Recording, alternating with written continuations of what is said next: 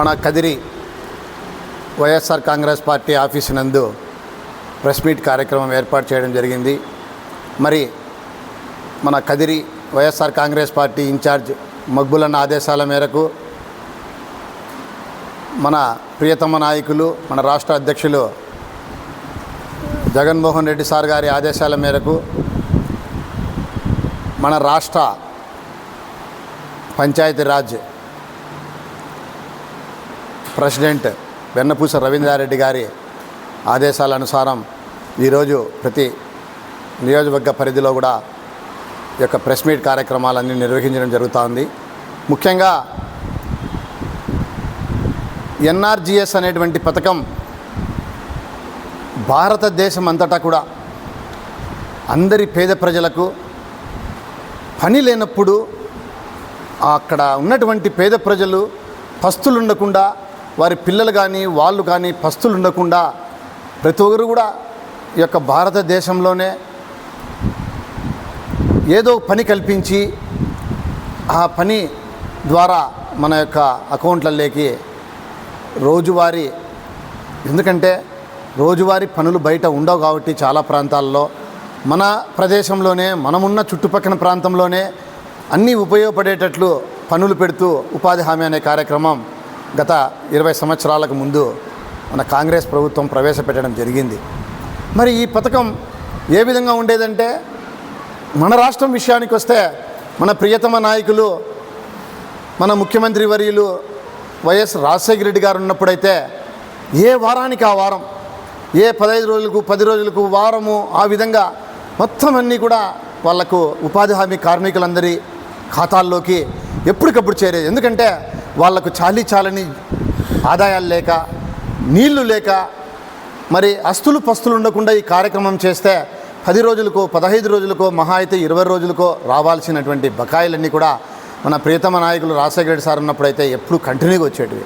తదనంతరం మళ్ళా ముఖ్యమంత్రులు మారారు, రోసయ్య గారు మారారు, మళ్ళా కిరణ్ కుమార్ రెడ్డి, మళ్ళా చంద్రబాబు నాయుడు, మళ్ళా మన వైఎస్ఆర్ కాంగ్రెస్ పార్టీ అధినేత మన ప్రియతమ నేత మాజీ ముఖ్యమంత్రి వర్యులు జగన్మోహన్ రెడ్డి సార్ కూడా 5 సంవత్సరాలు ఉన్నారు. ఎప్పుడు కూడా ఇటువంటి సమస్య లేదు ఈ రాష్ట్రంలో. ఎప్పటికప్పుడు నిధులు, ఉపాధి హామీ నిధులు ఎలా అంటే పేద ప్రజల డబ్బు కాబట్టి ఎప్పుడు వాళ్ళ ఖాతాల్లోకి ఎప్పటికప్పుడు జమ అయ్యేటువంటి పరిస్థితి ఉండేది.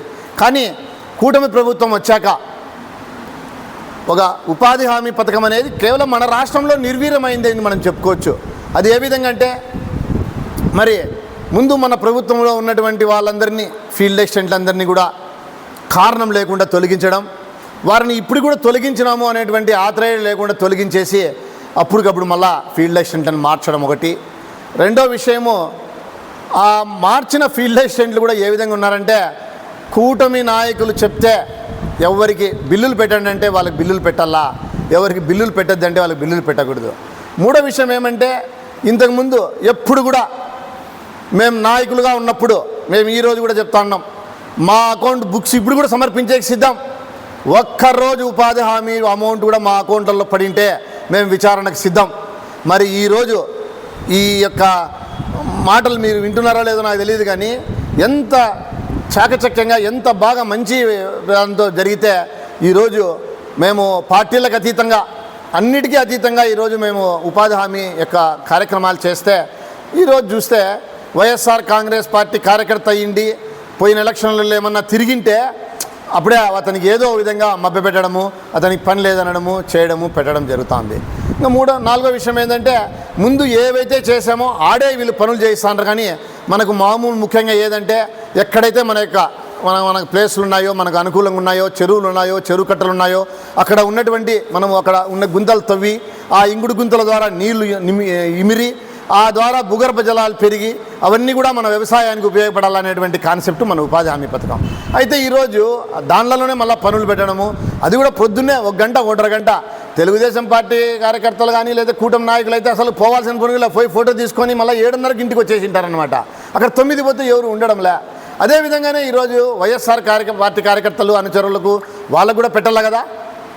బాగా చూడండి, కావాలంటే దీని అండర్గ్రౌండ్లో మీరందరూ కావాలంటే విచారించుకోండి, కావాలంటే కనుక్కోండి ఈ విషయం ఏమని. వాళ్ళు మాత్రం పొరపాటు పైన వాళ్ళు ఏడన్నా మాతో మాట్లాడుతుంటే కూడా వాళ్ళే ఈ బుద్ధి వానికి పెట్టద్దండి, ఎందుకంటే వాడు వైఎస్ఆర్ ఎందుకు పెడతారు అనేటువంటి. సోమవారం 10 గంటలకు శ్రీ సత్యసాయి జిల్లా కలెక్టరేట్ నందు ఉపాధి హామీ కార్మికుల పెండింగ్ బకాయిలన్నీ కూడా గత 5 నెలల రావాల్సిన మొత్తాన్నింటినీ కూడా మన ఉపాధి హామీ కార్మికుల యొక్క అకౌంట్లలో వేయవలెనని వైఎస్ఆర్ కాంగ్రెస్ పార్టీ తరఫున మనందరం కూడా ఈ యొక్క వినతి పత్రాన్ని సమర్పించి ఈ యొక్క కూటమి ప్రభుత్వానికి తెలియచేసి వారికి నిధులు వెంటనే విడుదల చేయాలని చెప్పే కార్యక్రమాన్ని చేపడుతున్నాం. కాబట్టి తప్పకుండా మరొక మారు 27/4/2026 సోమవారం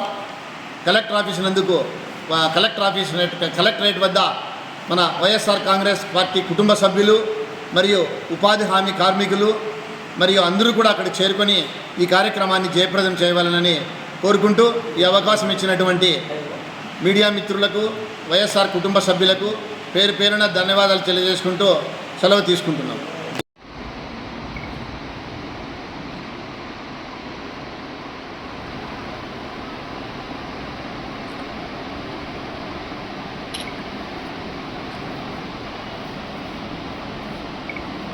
गुरेने आना कार्य